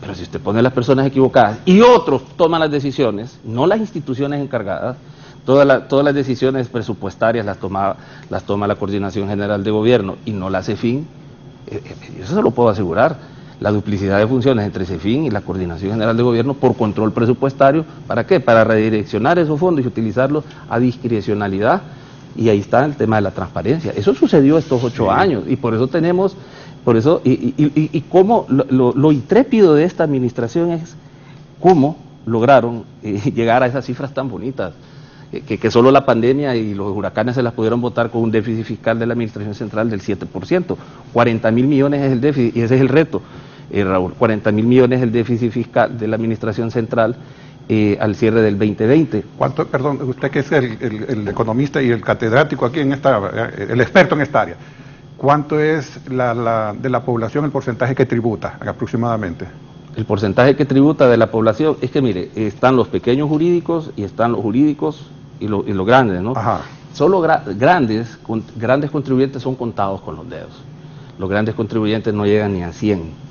Y el 70% de la tributación viene a través de ellos. El resto son cientos de miles de pequeños jurídicos. Pero y personas 70% naturales, de lo que actualmente se está de lo que recibe la administración pero central, digamos, viene de los grandes contribuyentes. El 70% de la recaudación viene de los grandes contribuyentes que son contados con los dedos. Bueno, es que también ahí hay una gran oportunidad, esos de los otros retos que se tienen, que si logramos ampliar la masa tributaria... Eso es lo que yo decía. ¿Verdad? Y el combate a la evasión. El otro día yo fui a hacer una compra a un kiosco y no me querían dar factura.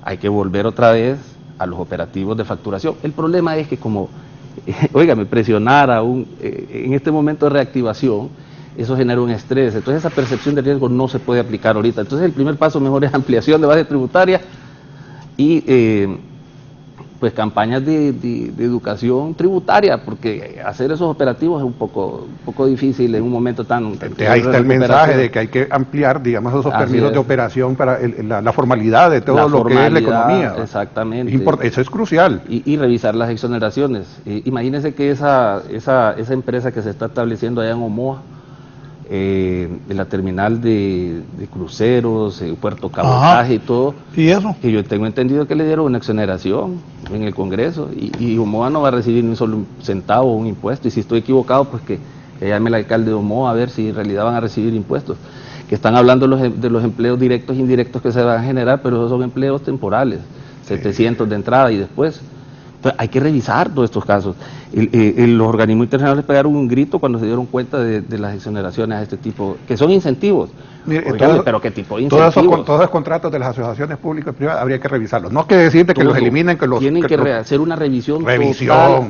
Más bien, ya parar ese modelo, porque demostró que crea más bien imperfecciones de mercado, que crea fallas de mercado, crea monopolio portuario, crea monopolio de aeropuertos. Usted ya se dio cuenta lo que quisieron controlar, las terminales de carga. Es que esa es la naturaleza de ese tipo de obras que son naturalmente monopólicas, ¿no? Y los contingentes fiscales, Raúl, que el gobierno tiene que absorber las pérdidas y cumplir. Si no logran la rentabilidad, el gobierno tiene que no aplica Palmerola, pero sí el resto de las APP. Pero por eso hay que revisar la Leoninos. Totalmente, Leoninos.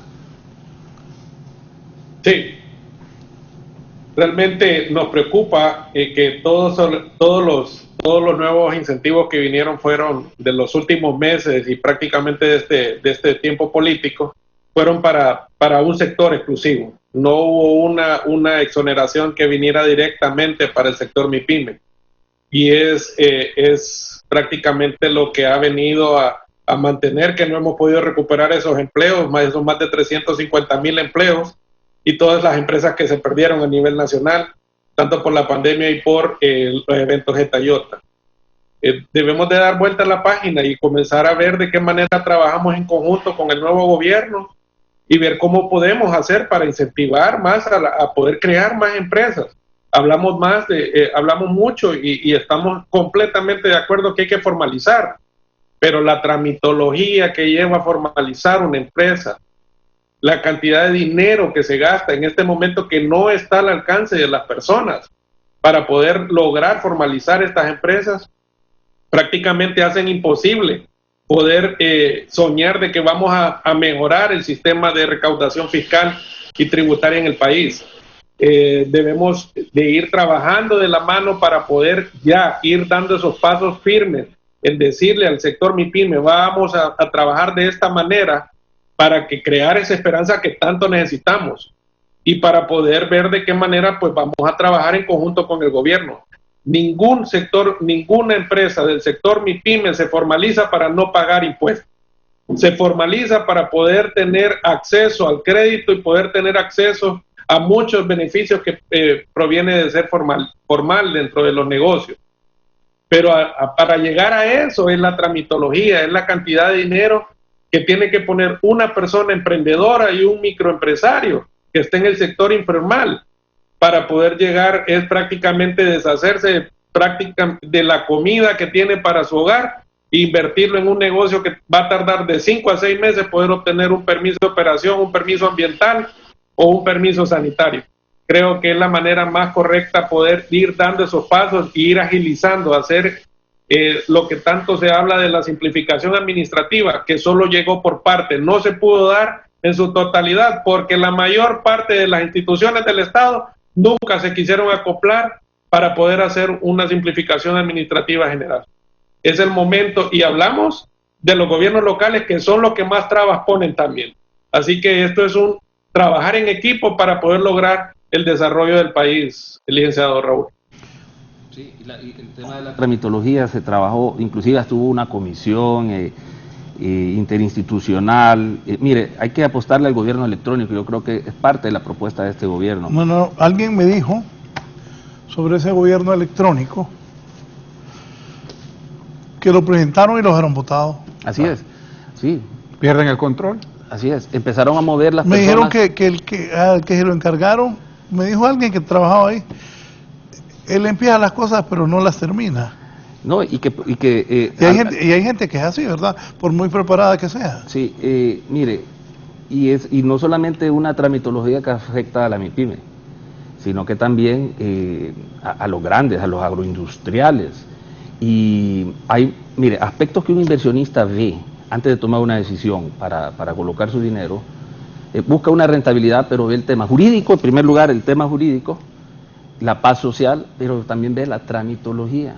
Y no logramos superar, a pesar de la pandemia y que muchos trámites se hicieron digitales, parece que hay que seguir trabajando en eso, especialmente en la Secretaría, en la SAC, y también en el tema de la creación de nuevas empresas. Está mi empresa en línea, habría que ver qué pasó. No quisiera juzgar, no he visto los últimos datos, por lo tanto podría caer en una subjetividad, pero el modelo de mi empresa en línea me parece que estaba bien diseñado. Si no ha sido exitoso, hay que buscar sus causales y tratar de otra vez de retomar ese modelo de mi empresa en línea y quizá darle un poquito más de visibilidad. Creo que eso es lo que le faltó, más visibilidad, más cobertura, más presencia a nivel nacional, no concentrarlo. Bueno, pues sí que eso es una plataforma digital también, pueden accesarla. Entonces habría que ver qué pasó para la facilitación, para la creación de una empresa, pero sí, la tramitología es un dolor de cabeza para el actual empresario, el grande, el pequeño, el mediano, y hay que seguir trabajando en ello. Ojalá se pueda, que ese es otro de los retos de gobierno, de poder superar esta problemática que ya es viejísima. Vamos, Raúl, así rapidito. Es que esto es básico, el trámite es igual, en el caso de nosotros para permisos de construcción, ¿cuánto demora? Siempre es un gran quejar.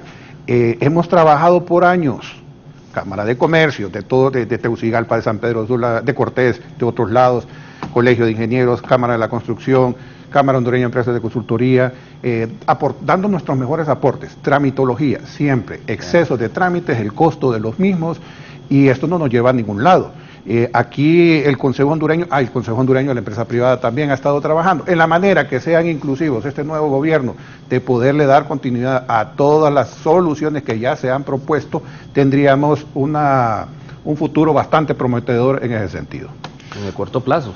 A corto plazo, muy corto plazo. Bien, vamos al cierre. Dígame, bueno, el pueblo hondureño, don Menotti Maradiaga, usted que ha estado al frente ahí de instituciones, que es empresario, que maneja MIPYMES, el nuevo gobierno, ¿qué debe para usted ser su prioridad? ¿Por dónde debe arrancar? por crear nuevos incentivos en la manera económica y tributaria para la MIPYME.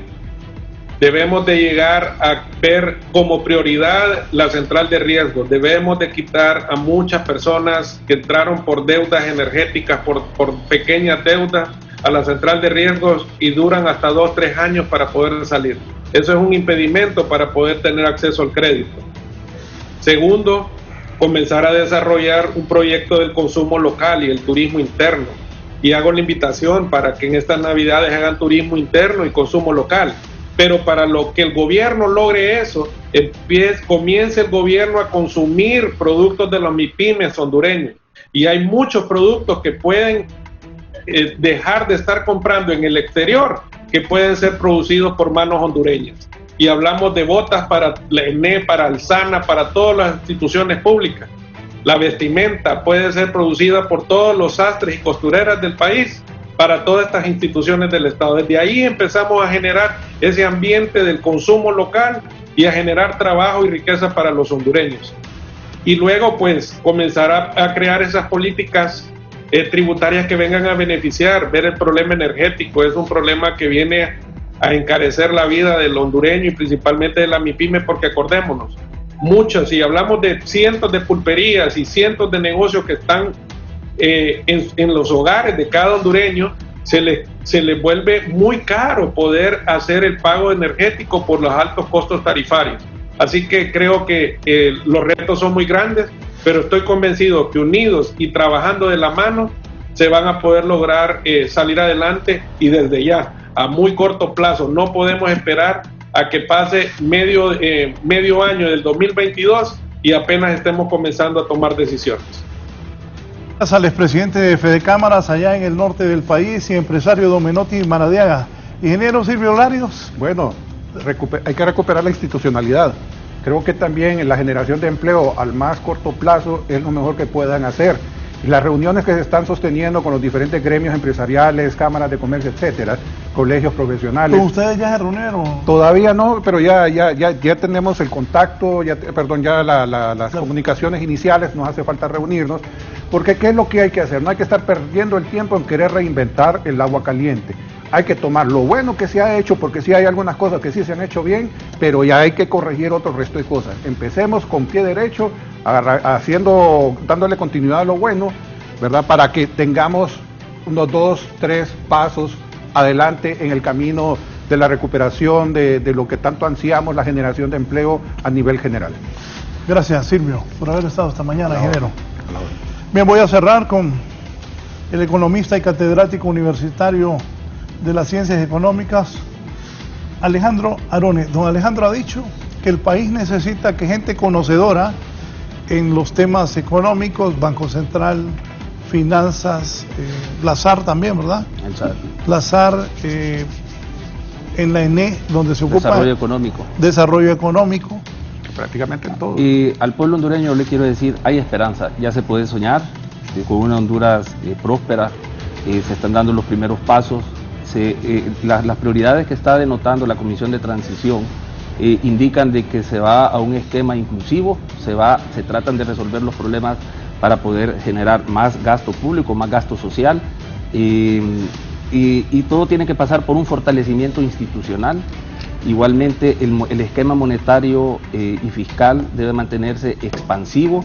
En los últimos 10 años se mantuvo una política monetaria contraccionista, lo que provocó fue que una acumulación de liquidez en la banca, la cual no se drenó a los sectores productivos. Todo ese crédito se fue prácticamente a la compra en inversiones en bonos y letras de Banco Central, que llegan a los 130.000 millones.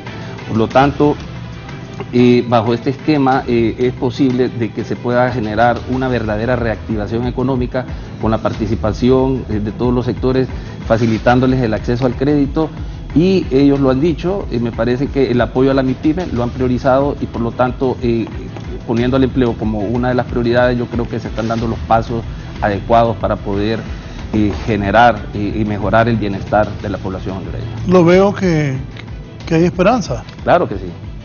Claro que sí, es un cambio radical en el esquema de política económica.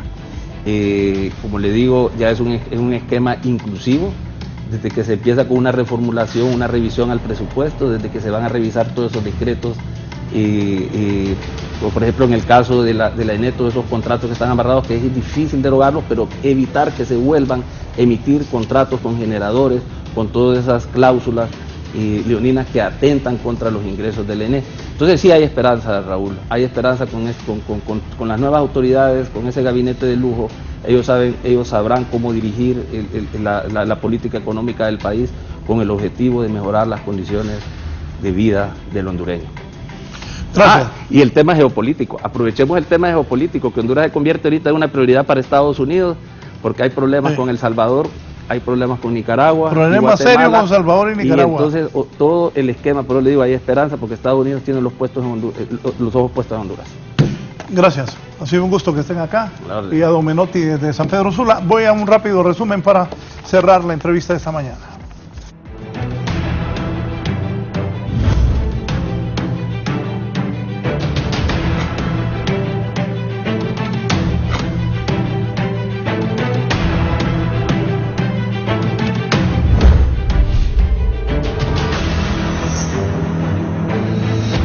Shirley Martínez, hubo un secuestro express en San Pedro Sula.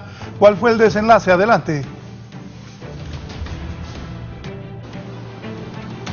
Buenos días, licenciado Raúl Valladares, en el foro La Entrevista. Me acompaña el portavoz de la Policía Nacional en la zona norte del país, el subcomisario Juan Alexander Savillón, para que nos brinde detalles sobre detenciones y liberaciones de alto impacto en esta zona del país. Buenos días, ¿es así? Muy buenos días, teleauditorio de Canal 11. Como Policía Nacional, específicamente nuestra unidad de antisecuestros, ha logrado la liberación de una fémina, ya que esta había sido secuestrada en la ciudad puerto de este departamento de Cortés un día antes. Los captores solicitaban la cantidad de 100,000 lempiras a sus familiares para la liberación. Tenemos conocimiento y es importante hacerle ver a la población que deben de tener cuidado, principalmente en este mes de diciembre, que hay bastante movimiento de circulante, ya de que a ella se le acercaron 2 personas del sexo femenino utilizando una sustancia química, la adormecieron para así privarla de su libertad y posteriormente solicitar el rescate. Sin embargo, gracias al efectivo trabajo que se ha realizado, se ha logrado que la familia pagara esa cantidad que solicitaban. Por otro lado, hay otras detenciones también. Sí, hemos logrado dar la detención de una persona del sexo masculino, un guardia de seguridad, ya que este intentó quitarle la vida a su pareja sentimental. Estos son de algunas de las operaciones que estamos realizando en la zona norte del país. Muchísimas gracias al subcomisario Juan Alexander Savillón con estos importantes detalles policiales que se están suscitando en la zona norte del país. De momento yo retorno con ustedes. Buenos días. Buenos días, gracias a Shirley Martínez. Voy con René Amaya en vivo. Hoy autoridades armadas están inaugurando la operación segura de Navidad. Qué bueno. René, hay mucho circulante, la gente con su aguinaldo, con su salario, y se mueve la economía en el país cuando la gente recibe el aguinaldo. Nos vamos, René, contigo para cerrar la entrevista. Adelante. Así es, muchas gracias, Raúl. Efectivamente, ya está todo listo, preparado, todo lo que corresponde a esta fuerza que están ligados a Fusina. Ustedes pueden observar a través de estas imágenes, ahí van a andar estos perros amaestrados en esta zona de los mercados, unos 2,000 militares, al igual que de la Fuerza Nacional Antimaras y Pandillas y de la Policía Nacional, que estarán dando seguridad en toda esta zona. Mario, ¿cuándo arrancan ya directamente con estos operativos, Capitán Rivera? Muy buenos días, licenciado. Buenos días, compañeros en estudio, auditorio de Canal 11. En estos precisos momentos van a iniciar los operativos de seguridad en el marco de Fusina con motivo de la Navidad y de fin de año. Puedo manifestarle que a partir de este momento se estará reforzando los dispositivos de seguridad en los diferentes mercados de Tegucigalpa de Comayagüela. También habrá presencia de los cuerpos de seguridad del Estado en las agencias bancarias, áreas comerciales, y mantendremos equipos de reacción ubicados en lugares estratégicos de la capital a fin de atender denuncias de la ciudadanía. Sabemos que en este mes de diciembre hay mucho circulante en el país producto del pago del 13º mes de salario. Por esa razón estamos intensificando operaciones el día de hoy.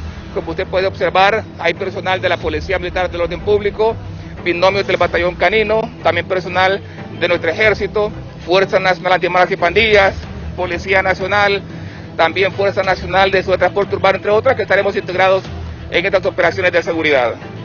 ¿Cuántos militares participan? Bien, es una importante cantidad de recursos humanos, de recursos logísticos de las diferentes instituciones que están a disposición del pueblo hondureño para garantizar la seguridad en esta época de Navidad y de fin de año. Yo le agradezco, capitán Rivera. Mario Rivera, vocero de la Fuerza de la Policía Militar del Orden Público, dándonos detalles. También participa el Cuerpo de Bomberos, también participan el Cuerpo de Bomberos, decíamos, la Fuerza Nacional que le da seguridad al transporte urbano en esta capital. Así llegamos al final del programa La Entrevista, dirigida por nuestro director Raúl Valladares.